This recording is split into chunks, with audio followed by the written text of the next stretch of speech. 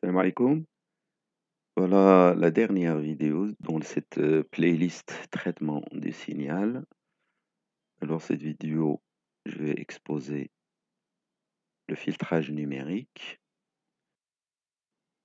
Il faut commencer par connaître d'abord la transformée en Z, qui est l'outil de synthèse des filtres numériques, comme la transformée de Laplace et la transformée de Fourier sont les outils d'analyse et synthèse des filtres analogiques. Alors, on dispose des échantillons XK-TE du signal à filtrer.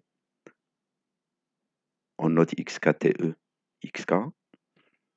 La transformée en Z du signal XK est la somme de k égale 0 jusqu'à l'infini du produit échantillon XK, Z moins K, avec Z, nombre complexe.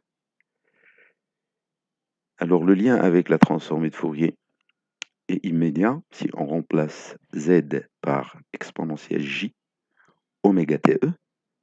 Donc oméga est la variable, pulsation variable, et TE, la période d'échantillonnage.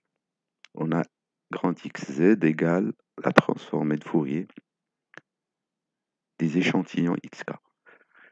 Donc si Z décrit le cercle unité dans le plan complexe, la transformée en Z coïncide avec la transformée de Fourier. Lien avec la transformée de Laplace, si on pose Z égale exponentielle P fois la période d'échantillonnage, P étant sigma plus J oméga, on aura XZ égale transformée de Laplace du signal échantillonné XK.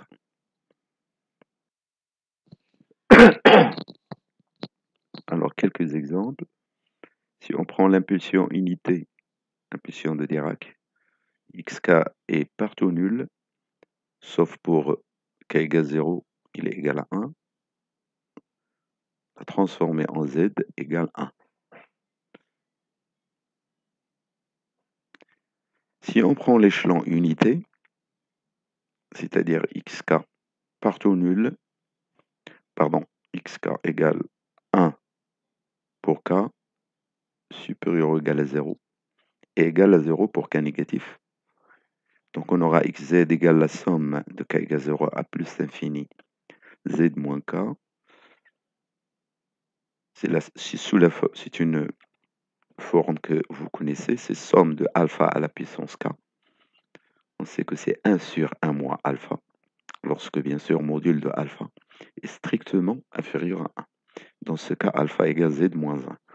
Donc module de Z moins 1 inférieur à 1, il faut que module de Z soit strictement supérieur à 1 pour pouvoir écrire grand XZ égale 1 sur 1 moins Z moins 1. Donc pour qu'il y ait convergence. Donc pour module de Z strictement supérieur à 1, on a XZ égale 1 sur 1 moins Z moins 1. Et on appelle la zone du plan complexe définie par module de Z strictement supérieur à 1, c'est-à-dire à l'extérieur du cercle unité. On appelle ça la zone de convergence de la transformée en Z. Donc voilà, XZ n'existe pas à l'intérieur du cercle. XZ converge à l'extérieur du cercle. Pôle est 0 de la transformée en Z. Donc P est un pôle de XZ lorsque au voisinage de P, grand XZ diverge, donc tend vers l'infini. Limite quand Z tend vers P de XZ égale l'infini. Par exemple, P égale 1 est un pôle de 1 sur 1 moins Z moins 1. Donc si vous remplacez P par Z par P égale à 1, ça tend vers l'infini. Z0 est un 0 de grand XZ lorsqu'on est au voisinage de Z0 xz tend vers 0. Donc limite quand z tend vers 0, grand X égale 0. On appelle ça un 0 de grand XZ.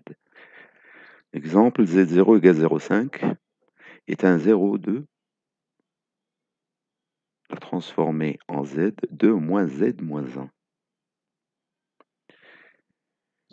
Théorème du retard. Donc c'est un théorème fondamental qui va servir à concevoir et faire la synthèse de tous les filtres numériques qui seront abordés.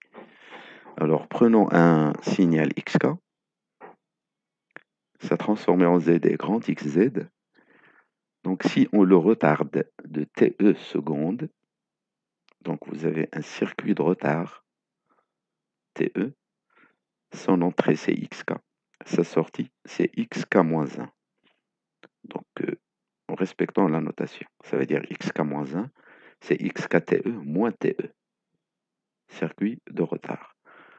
Alors, le théorème dit que la transformée de la sortie de retard, c'est-à-dire la transformée en z de xk-1, c'est un simple produit de grand xz de l'entrée par z-1. Donc retardé de TE dans le domaine temporel correspond dans le domaine de z à un produit par z-1. Alors maintenant, passons au filtre numérique proprement dit.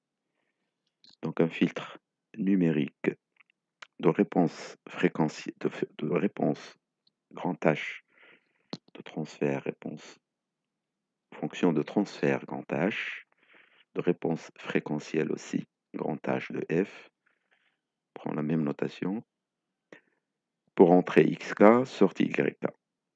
Donc transformer en z entrée grand xz, transformer en z sortie grand yz.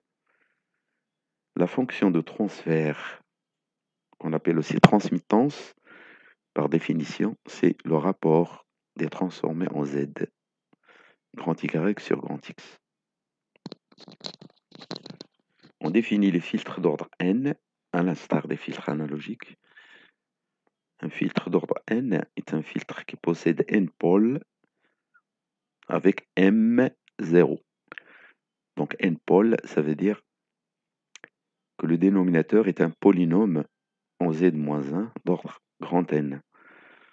Donc on écrit grand Hz égale H0. C'est le gain statique. Donc le numérateur est un produit de facteurs d'ordre 1 en z-1 avec les zéros z0 jusqu'à zm-1. Le dénominateur, donc, c'est un produit de facteurs d'ordre 1 en z-1. Les pôles sont P0, P1 jusqu'à Pn-1. Donc on a grand N pôles. On peut écrire ça sous forme de rapport de deux polynômes. Numérateur d'ordre grand M, dénominateur d'ordre grand N. Exemple, grand Hz égale 1 moins z moins 1, 2 moins z moins 1, divisé par 4 moins z moins 1, fois 0,5 moins z moins 1. Donc voilà, on a deux pôles, un pôle à l'intérieur et un pôle à l'extérieur. On a deux zéros, donc z égale 1 et z égale 0,5. Grand Hz égale 15 moins 8 z moins 1 plus z moins 2 sur 4 moins 8, 5 z moins 1 plus z moins 2. Donc on peut factoriser le numérateur et le dénominateur, puisque c'est des polynômes d'ordre 2, facile à factoriser. Ça donne 3 moins z moins 1, 5 moins z moins 1. Donc on trouve les racines du numérateur et du dénominateur. Donc ça donne un pôle à l'extérieur, un pôle à l'intérieur et les deux zéros à l'intérieur du cercle unité. Un tiers, un cinquième et un huitième, 5. Bon, la réponse harmonique, c'est-à-dire le comportement fréquentiel du filtre, grand H oméga égale donc H, on a dit que ça coïncide sur le cercle unité, c'est H de Z égale exponentielle J oméga T E, période d'échantillonnage. Donc il suffit de remplacer Z par exponentielle. Exemple, Hz égale 1 moins Z moins 1, on a H oméga égale 1 moins E moins J oméga TE, qu'on peut mettre sous la forme 2 fois exponentielle moins J oméga TE sur 2 fois J sinus oméga TE sur 2. Donc lorsqu'on prend le module de H oméga, on trouve 2 fois module du sinus de oméga TE sur 2. On trace le module de H oméga entre 0 et FE sur 2, c'est-à-dire fréquence d'échantillonnage divisé par 2, ce qu'on appelle fréquence de Nyquist. Donc module de H oméga en fonction de F entre 0 et FE sur 2. N'oubliez pas qu'on est en numérique et non pas en analogique. Donc les H oméga sont des fonctions périodiques de période FE et elles sont paires. C'est pour ça qu'on les représente juste entre 0 et Fn égale Fs sur 2.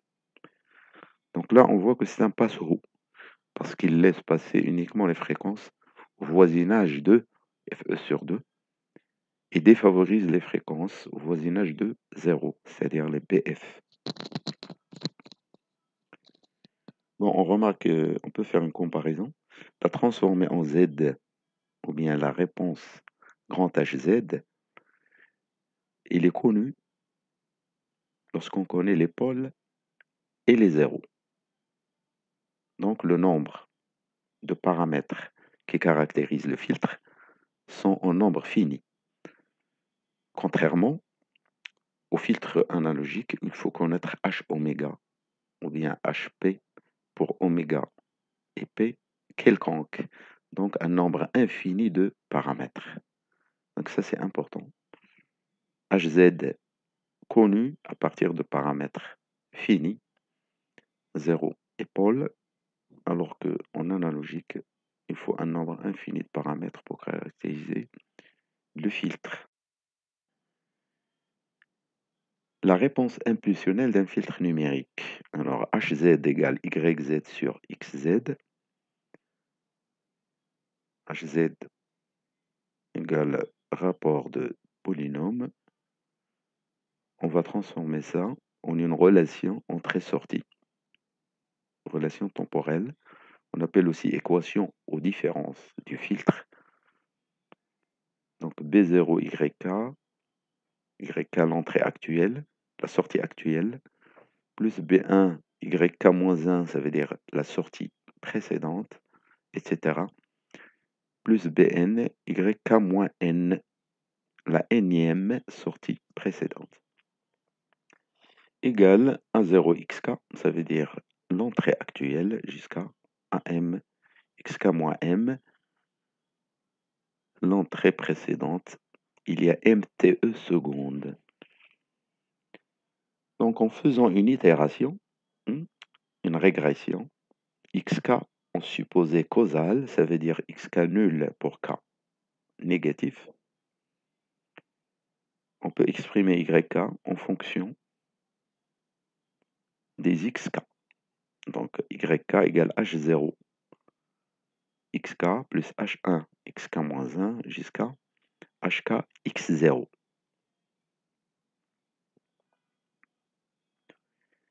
On trouve yk égale somme de n égale 0 jusqu'à k. Ça donne hn, somme de n égale 0 jusqu'à k, hn, xk moins n. Ça rappelle la convolution, sauf que c'est justement la convolution discrète. Donc Hn s'appelle la réponse impulsionnelle. H convolu avec X produit de convolution. Donc on note produit de convolution. Donc je rappelle le processus à partir de l'équation aux différences. la relation entrée-sortie. Donc on remplace YK en fonction de YK-1 jusqu'à YK-n et les entrées. Après, on remplace YK-1 en fonction des YK-2, etc. Après, on remplace YK-2 en fonction de YK-3, etc. Jusqu'à ce qu'on arrive à une expression de YK, uniquement en fonction des XK, avec des coefficients HI.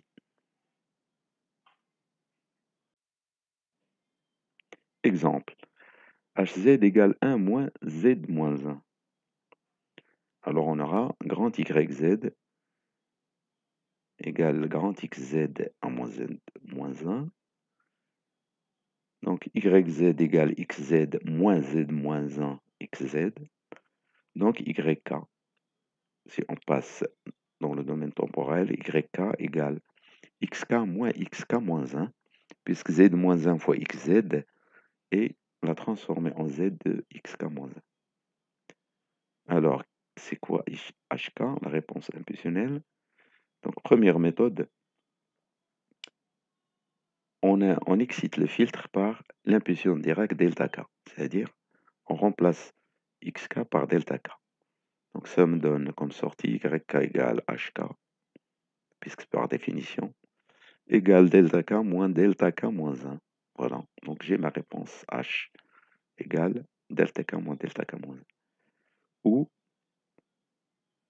HZ, il faut l'écrire sous la forme de sigma HM Z moins M et faire une identification directe.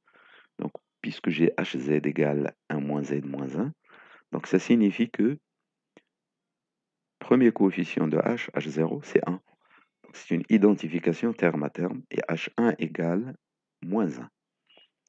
Finalement, HM égale 0. Si M est strictement supérieur à 1, H0 égale 1, H1 égale moins 1. Donc on retrouve la même chose. Voilà, donc HK, c'est l'impulsion delta K plus moins l'impulsion delta K moins 1. Stabilité d'un filtre. Il faut bien travailler un filtre stable. Un filtre instable n'est pas intéressant. Alors il y a un théorème qui dit que les pôles de Hz doivent être strictement à l'intérieur du cercle unité pour que un filtre numérique soit stable. Donc si on trouve un seul pôle à l'extérieur, le filtre est instable. Donc par exemple, ce filtre est stable. 4 pôles à l'intérieur strictement. Alors que ce filtre est instable puisqu'on a 2 pôles à l'extérieur du cercle unité. Alors comment, si on tient à faire la synthèse d'un filtre instable, comment le stabiliser? Donc on essaie de mettre les pôles, on force les pôles qui se trouvent à l'extérieur du cercle, on les force à se mettre à l'intérieur. Donc il suffit de réduire leur distance à l'origine O, donc les multiplier par un facteur positif strictement inférieur à 1. Par exemple, Hz égale 1 moins Pz de moins 1, le tout moins 1, avec module de P strictement supérieur à 1. Donc ça, c'est un filtre instable, puisque module de P strictement supérieur à 1. Donc P est un pôle qui déstabilise le filtre. Donc on choisit un nombre réel strictement positif inférieur à un module de P-1, ce qui donne un module de ρ P strictement inférieur à 1. Et donc on a construit une nouvelle fonction de transfert, 1 moins ρ Pz moins 1 moins 1, qui est stable. Alors on classifie les filtres numériques en 2 catégories. Les filtres à réponse impulsionnelle H finie et filtres à réponse impulsionnelle H infinie, c'est-à-dire le nombre de coefficients infini ou fini. Donc revenons à l'équation aux différences, relation entrée-sortie. Donc à gauche, vous avez n sorties passées plus la sortie actuelle égale m dernière, une combinaison linéaire des m dernières entrées plus l'entrée actuelle. Un filtre à réponse impulsionnelle finie, RIF, est défini par le fait que HK, petit hk, est de longueur finie. On dit aussi récursif. Alors YK égale H0 XK plus jusqu'à H grand M XK moins M. Donc ici, la réponse impulsionnelle a une longueur grand M plus 1 qui est un nombre fini. Donc YK ne dépend que d'un nombre fini d'entrées passées. Donc la sortie dépend d'un nombre fini d'entrées passées. Donc disons que sa mémoire est courte. Un filtre RIF a une mémoire courte. Les coefficients HK, les coefficients H, indice N, représentent une mémoire. Il est toujours stable, bien sûr, puisque le seul pôle probable, c'est Z égale 0. Et il est au centre du disque de rayon 1. Donc il n'y a pas de pôle à l'extérieur. Les filtres à réponse impulsionnelle infinie, donc HK de longueur infinie, ou aussi non récursif, alors on a YK dépend des entrées passées et des sorties passées. Donc les grandes N sorties passées. Donc on ne peut pas le mettre sous une forme qui ressemble à celle du RIF. Exemple, moyenne mobile, c'est-à-dire on fait la somme et on divise par le nombre d'échantillons entrés. Donc là, c'est une moyenne mobile sur 3 échantillons. La sortie est la moyenne des 3 dernières. La moyenne des 3 dernières entrées, xk plus xk moins 1 plus xk moins 2 sur 3. Donc c'est un passe-bas RIF avec H0 égale H1 égale H2 égale 1 tiers. Voilà. YK égale YK moins 1 sur 2 plus XK moins 1 sur 4. Donc on voit que YK dépend de l'entrée de la sortie précédente. Donc c'est un passe-bas, mais à réponse impulsionnelle infinie de premier ordre. Comment trouver sa réponse impulsionnelle? On va voir, donc grand YZ égale 0,5 Z moins 1 fois YZ plus 0,25 facteur de grand XZ plus Z moins 1 grand XZ, ce qui donne grand HZ égale 1 plus Z moins 1 sur 1 moins 0,5 Z moins 1. Donc on a trouvé la réponse en Z, fonction de transfert. Maintenant, comment retrouver petit hk? Alors on écrit hz égale 1 moins 2z moins 1, donc le dénominateur à la puissance moins 1 fois 1 plus z moins 1.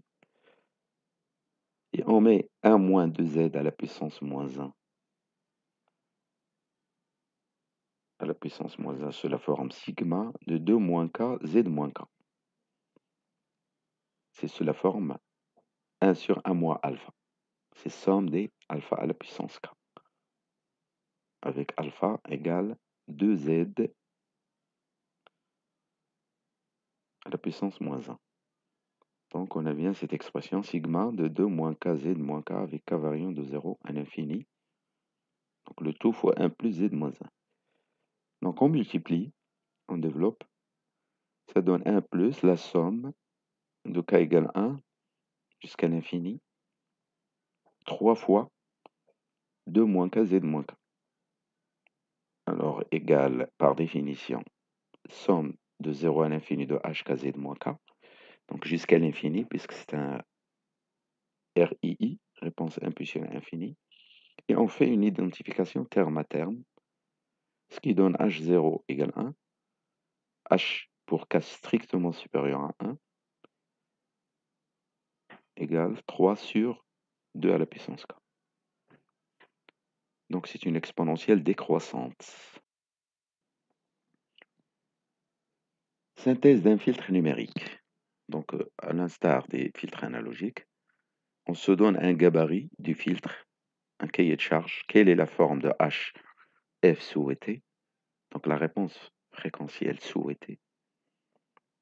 Le process qu'il faut suivre, on calcule la réponse impulsionnelle, c'est-à-dire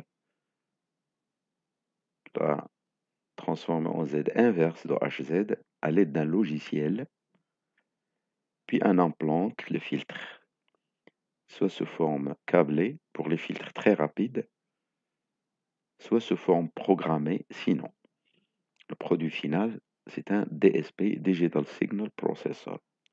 Donc en fait, un DSP, c'est un filtre implanté à partir d'un cahier de charge. Le gabarit, par exemple, d'un passe-bas, donc entre 0 et FE sur 2, fréquence de Nyquist, on a une fréquence de coupure FC. On définit FC. On définit les ondulations tolérées dans la bande passante et dans la bande coupée. Et on définit aussi la largeur fréquentielle de la bande de transition entre la bande passante et la bande coupée. Donc ça c'est le cahier de charge ou le gabarit. Et le logiciel doit fabriquer ce module de HF, à l'aide de Butterworth ou autre. Alors, regardons les filtres à réponse impulsion infinie. Quel est le schéma?